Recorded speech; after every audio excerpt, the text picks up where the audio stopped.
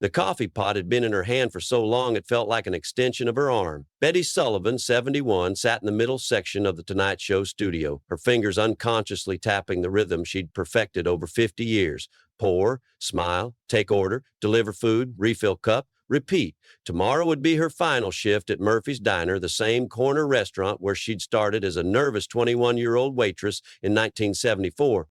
The small Murphy's Diner, home of the best coffee in Brooklyn, pin on her navy blue cardigan caught the studio lights as she shifted in her seat. Betty had worn that pin every day for 5 decades, through births and deaths, celebrations and heartbreaks, economic booms and recessions. Murphy's Diner had been more than her workplace. It had been her second home, her community, her life. The Tonight Show tickets had been a surprise gift from the diner's regular customers, a group of construction workers, nurses, taxi drivers, and office workers who had eaten breakfast at Betty's tables for decades. "You've been serving us for 50 years," they'd said. "Now let someone serve you for a change." What Betty didn't know was that her story had reached far beyond the red vinyl booths and cracked formica tables of Murphy's Diner. Over the past month, customers past and present had been sharing stories about the waitress who remembered everyone's order, everyone's problems, and somehow always knew exactly what people needed, whether it was extra coffee, a sympathetic ear, or just a warm smile on a difficult morning. Betty had started at Murphy's fresh out of high school, newly married and needing work that would support her young family. The original Murphy had hired her on the spot, telling her she had kind eyes and quick hands, the two most important qualifications for serving Brooklyn's working people. She'd planned to work there just until her husband finished trade school. 50 years later, she'd outlasted 3 owners, countless renovations, and more change than she could count. But through it all, Betty had remained constant. She was the first face customers saw at 5:30 a.m. and often the last person to wave goodbye at closing. She'd memorized the coffee preferences of hundreds of regulars: black for the construction foreman, 2 sugars for the night shift nurse, decaf with cream for the elderly man who came in every Tuesday to remember his late wife. She knew which customers needed their eggs over easy and their problems kept private, and which ones wanted to talk through whatever was troubling them. Over 5 decades, Betty had witnessed thousands of life moments in the booths and at the counter. She'd celebrated with customers who got promotions, comforted those who lost jobs, listened to teenagers complain about their parents, and helped elderly patrons figure out their Medicare forms. She'd loaned money when people came up short, covered tabs for families going through hard times, and somehow always remembered to ask about sick relatives, upcoming weddings, and kids starting college. Now, at 71, Betty was facing retirement with mixed emotions. Her feet ached from 50 years of standing. Her back protested from decades of carrying heavy trays. But her heart wasn't ready to leave the people who had become her extended family. Murphy's Diner without Betty Sullivan would be like losing the neighborhood's unofficial therapist, social worker, and mother figure all at once. It was a Thursday night taping in May, and Jimmy was in good spirits after interviewing a comedian about his upcoming tour. During his commercial break interaction with the audience, his attention was drawn to Betty by her obvious pride in the small diner pin she wore. "Ma'am, I love your pin. Murphy's Diner, is that a local place?" Betty straightened up with the same professional posture she'd maintained for 50 years. "Yes, it's in Brooklyn. Been there my whole career, 50 years this week." A warm murmur went through the nearby audience members. Half a century at the same job was remarkable in any era, but especially in modern times. 50 years as a waitress? That's incredible. You must know everyone in the neighborhood. Betty's eyes lit up with genuine warmth. "Oh, I do. 3 generations of some families. I've served breakfast to grandfathers, then their sons, now their grandchildren. Watch babies in high chairs grow up and bring their own babies back to the diner." "What's kept you there so long?" "The people," Betty said without hesitation. "When you serve someone coffee every morning for 20 years, they stop being customers and start being family. You get to be part of their lives, the good days and the bad days, the celebrations and the sorrows." "It's been an honor." Jimmy was struck by the way Betty talked about her work with such dignity and genuine affection. "It sounds like you've done more than just serve food." "Well, you know how it is in a neighborhood diner. People come in with more than just hunger. Sometimes they need someone to listen, someone to care. A waitress becomes a lot of things: counselor, friend, sometimes just a familiar face when the world feels uncertain." The sincerity in Betty's voice was unmistakable. This wasn't someone who had simply endured 50 years of work. This was someone who had found purpose and joy in service to others. Jimmy made a decision that would transform the evening. Betty, I have a feeling there are some stories behind those 50 years that people would love to hear. Would you mind coming down here and sharing some of them? Betty looked uncertain. Oh, I don't know. I'm not used to being in the spotlight. I'm more comfortable behind the counter. Trust me, Jimmy said gently. After 50 years of taking care of people, it's time to let people take care of you. As Betty made her way to the stage, the applause began, warm, respectful recognition for a lifetime of service. When she reached the stage, Jimmy helped her up the steps and guided her to a comfortable chair. Ladies and gentlemen, Jimmy announced to the studio, this is Betty Sullivan. For 50 years, she's been the heart and soul of Murphy's Diner in Brooklyn, but I suspect her story goes deeper than just taking orders and pouring coffee. Jimmy sat down across from Betty, creating an intimate conversation space. Betty, tell us about some of the people you've met over the years.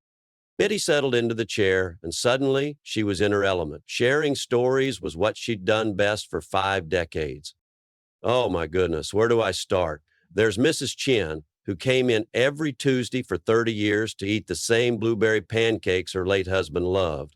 She'd sit in booth 3 and tell me stories about their life together. When she passed last year, her daughter asked if I'd speak at the funeral because I knew her mother's stories better than anyone. Betty's voice grew stronger as she continued. Then there's Tommy Rodriguez. Started coming in when he was 7 with his grandfather. Now he's a detective with the NYPD. Still orders the same chocolate chip pancakes. Brought his own son in last month. 4 generations of Rodriguez men eating at my tables. What about the harder times? I imagine you've seen people through some difficult moments. Betty nodded thoughtfully. Oh, yes. During the 2008 recession, we had customers who lost their jobs, couldn't afford breakfast anymore, but they'd still come in, order just coffee, try to make it last an hour. The owner and I started the Murphy's Family Program. If you were struggling, you could work for your meal, sweep floors, wipe tables, whatever needed doing. Nobody went hungry on my watch. The audience was completely engaged, drawn into Betty's warm storytelling. Tell us about the Murphy's Family Program, Jimmy prompted. Well, it wasn't official or anything, just something we did. If someone was down on their luck, we'd find ways to help. Sometimes it was letting them work for food. Sometimes it was accidentally making an extra sandwich that needed to be eaten. Sometimes it was just having a hot cup of coffee ready when someone looked like they needed warming up. Inside and out. Jimmy reached into his jacket and pulled out his business card. Betty, before we go any further, I want you to have this, not because I want anything from you, but because I want you to know that 50 years of caring for people deserves recognition. But Jimmy had prepared more than just his card. Betty, we reached out to some of your customers before tonight. We wanted to hear their stories about you. What do you mean? Jimmy pulled out a tablet. Listen to this from Maria Santos, emergency room nurse. Betty has been my morning salvation for 15 years. When I'm coming off a terrible night shift, having lost a patient or dealt with trauma, Betty somehow always knows. She'll slip an extra muffin onto my plate, refill my coffee without asking, and just be present. She's helped me process some of the hardest moments of my career just by caring enough to notice when I needed extra kindness. Betty's eyes filled with tears. Maria, she works so hard, saves so many lives. I just wanted her to feel appreciated. Jimmy continued reading. From Robert Kim, construction foreman. Betty covered my breakfast tab for 3 months when I was out of work with a back injury. Said it was a mistake in the register, but I knew better. When I tried to pay her back, she said, just pass it forward to someone else who needs it. I've been paying for other people's meals for 10 years now because of her example. Oh my, Betty whispered, overwhelmed by hearing how her small acts of kindness had rippled outward. Here's more. From Jennifer Walsh, schoolteacher. Betty helped me grade papers during my lunch breaks for an entire semester when I was overwhelmed. She'd bring me coffee, clear a quiet table, and let me spread out my work. When parents asked why my feedback was so detailed that year, I told them about the diner waitress who cared about education enough to help a stranger. The studio was completely silent, captivated by these testimonials to Betty's character. Jimmy stood and addressed the audience directly. This woman has spent 50 years proving that ordinary jobs can be extraordinary callings. She's shown that a restaurant can be more than a place to eat. It can be a sanctuary, a community center, a place where people matter. He turned back to Betty. The customers at Murphy's Diner wanted to do something special for your retirement. They've created the Betty Sullivan Community Fund, money raised to help neighborhood families in crisis, just like you've been doing quietly for 50 years.